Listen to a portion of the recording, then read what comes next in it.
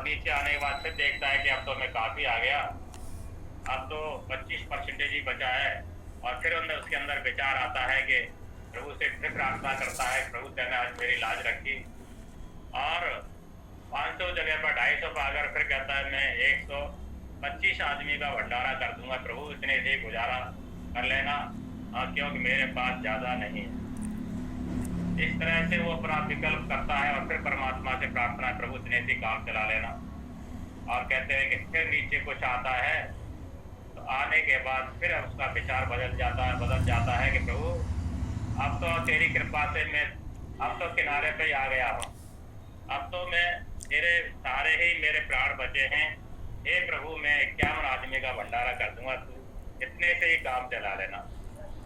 प्रभु के प्रार्थना करता है और धीरे धीरे वो जब नीचे जमीन पर आ जाता है, प्रभु का बड़ा धन्यवाद करता है। और धन्यवाद करने के बाद कहता है, हे प्रभु तेरी बड़ी कृपा है, आज मेरे प्राण बच गए, और नहीं तो मेरी जिंदगी आज बचती नहीं। और फिर कहता है, हे प्रभु मैं तो अब मेरी शक्ति इतनी है, मैं तो एक ही ब्राह्मण को जो है भोजन करा पाऊंगा, मेरी तो इतनी सामर्थ्य है, तेरी बड़ी कृपा है, बड़ा दयालु है। और उसका जो कहाँ संकल्प था, कहाँ से कहाँ आ गया। तो व्यक्ति ऐसे ही संकल्प को दोहराता है और संकल्प को दोहराते दोहराते अपना कहाँ से कहाँ आ जाता है। तो कहा कि देखिए उसने भी फिर अपनी घरवाली को कहा, घर पर आकर के आज मेरे प्राण बड़ी मुश्किल से बचे हैं, और मैंने जो है एक ब्राह्मण को जो है भोजन के लिए निमंत्रण करना है, उसको भोजन कराना है, और भोजन उसको अच्छी तरह से आपने कराना है। तो बड़ा ही कंजूस व्यक्ति ने कहा कि भाई भोजन ब्राह्मण को कराना पड़ेगा, और उसने कहा ऐसे ही सादा सिंपल भोजन करा देना। और कहते हैं कि उस ब्राह्मण को निमंत्रण दे आया, और निमंत्रण देने के बाद कहा कि भाई हमारे यहाँ आपका भोजन है और इस तरह से आपने आना है। वो समझ गया ब्राह्मण के बड़ा चालाक है, बड़ा है, ये कंजूस है, ये भोजन कैसे कराएगा, ये तो बहुत ही कंजूस आदमी। उसने कहा चलो ठीक है। उसने कहा उसके घर जाकर के बीच में जैसे ही मौका लगा ब्राह्मण को, और उसकी घरवाली के पास पहुंच गया और कहने लगा, जी मुझे निमंत्रण है तो मैं चलो आपसे मिलता चलता हूँ। तो मैंने कहा क्या क्या बनाओगे, क्या क्या खिलाओगे। तो उसने कहा भाई पनीर बना लेना, मटर पनीर बना लेना, शाही पनीर बना लेना, और बढ़िया बढ़िया मिठाई बना लेना।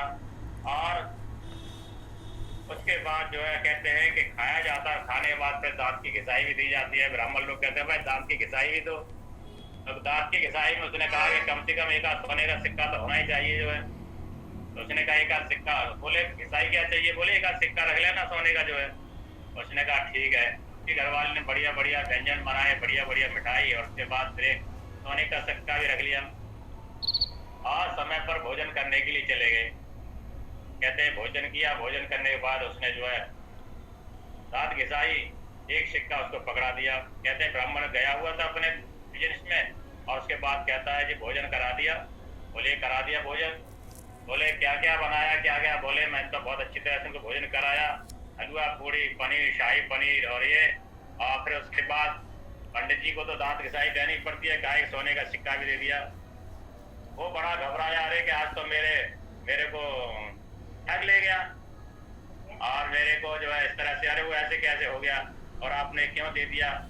इस तरह से वो बड़ा दुखी हुआ, और बड़ा दुखी होने के बाद जो है ब्राह्मण के पास जाता है, अरे भाई ये सोने का सिक्का कोई दांत घिसाई में दिया जाता है।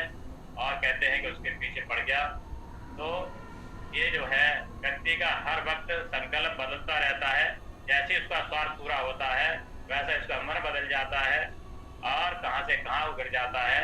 और जब अपना सब कुछ ठीक हो जाता है तो उस पिता परमात्मा को भूल जाता है, उससे दूरी बना लेता है, और फिर अपना जो है जो अज्ञान की पट्टी है अपने बुद्धि को बांध लेता है, और अच्छे कर्म को भूलता चला जाता है। तो जो व्यक्ति स्वार्थ बस उस पिता परमात्मा को याद करता है, स्वार्थ बस उसका चिंतन करता है, स्वार्थ बस को याद करता है, उसमें उसका कल्याण नहीं होता। कल्याण उसी का होता है जो निस्वार्थ भाव से अपना कर्तव्य समझ करके उस परमपिता परमात्मा का धन्यवाद करता है।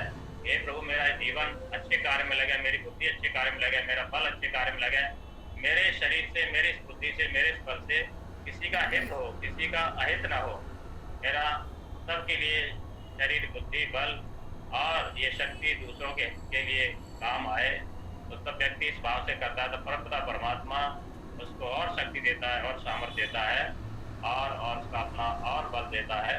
तो इस तरह से कुछ परमपिता परमात्मा का जब हम निस्वार्थ भाव से इस योग को करते हैं, हम भी स्वस्थ रहें, दूसरे भी स्वस्थ रहें, दूसरे के हमारे विचार अच्छे रहें, दूसरों के विचार अच्छे रहें, तो ये बहुत ही लोकहित का काम होता है और उसका फल भी पुण्य का मिलता है। धर्म का कार्य होता है, ये धर्म के कार्य में हम सभी भागी होते हैं। तो ये इतना ही कह करके मैं अपनी वाणी को विराम देता हूँ। ओम शांति।